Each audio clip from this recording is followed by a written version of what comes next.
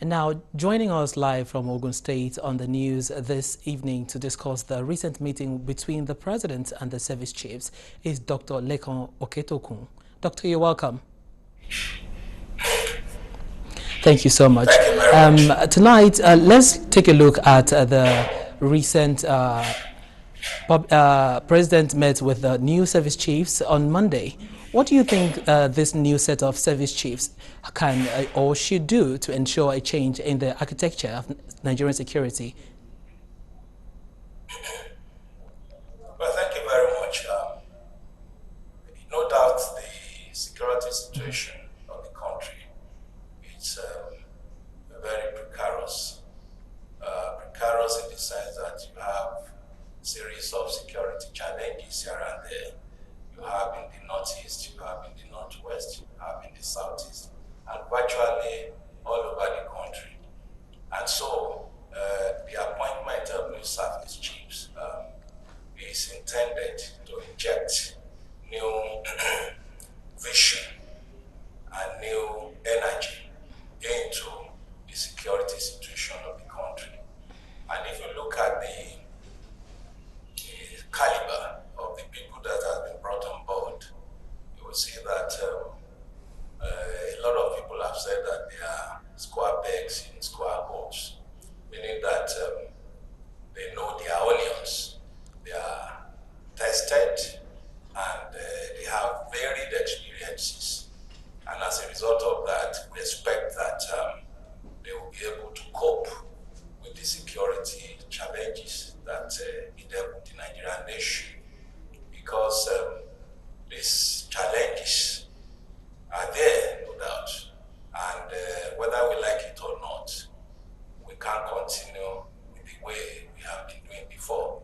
There has to be new ways of thinking, and the dynamism that is supposed to be brought into the challenges needs to be very fair.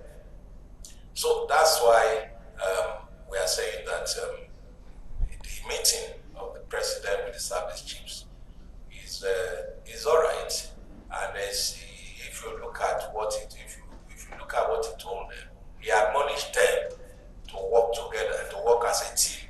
Because one of the challenges that has bedeviled the security, tackling the security challenges in the country, has been this interagency rivalry and the hiding of strategic vital information from one another.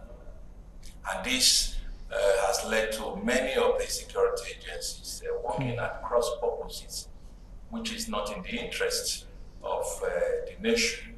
Now, the president coming out to say that they should work together as a team means that he's not going to condone any kind of interagency rivalry and hiding and So, Doctor, and intelligence. a former governor is calling for dialogue with bandits, just like former President Umar Musa Yar'Adua did with the Niger Delta militants. What do you make of this in light of the security challenges in the parts of the country? Well, I believe that the former governor, that's his own personal view. I personally do not, you cannot compare bandits with militants in the Niger Delta who were fighting or who fought for resource control and better condition of living. Bandits they are marauders, they are like armed robbers. How do you begin to negotiate with bandits? People killed indiscriminately without any just cause. So I don't see any good tiding in what the former governor has said.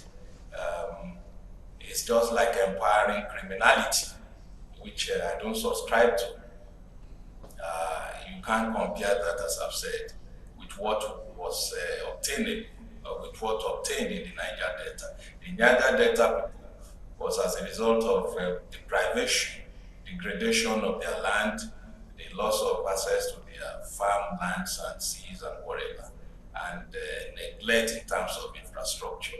And they fought for it. And President Umar Musa Yar'Adua thought it fit that, well, the only way to move forward supposed to dialogue with them and then rehabilitate them by sending them to overseas countries. And that's why that, but this is a different thing entirely.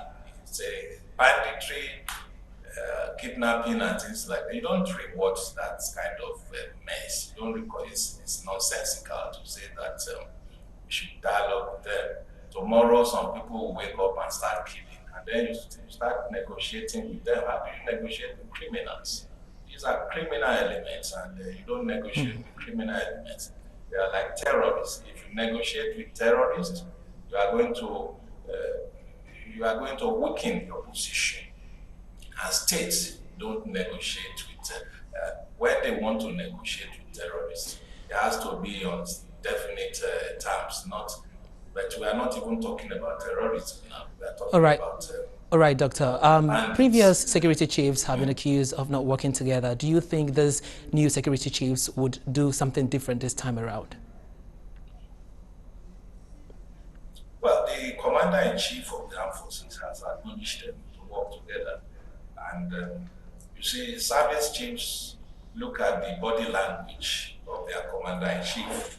And once they notice that this commander-in-chief will not prove nonsense for many of them, they will work in unison. And that's exactly what the president has told them.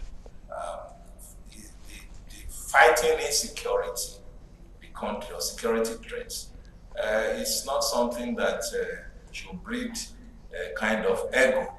It should be a national service.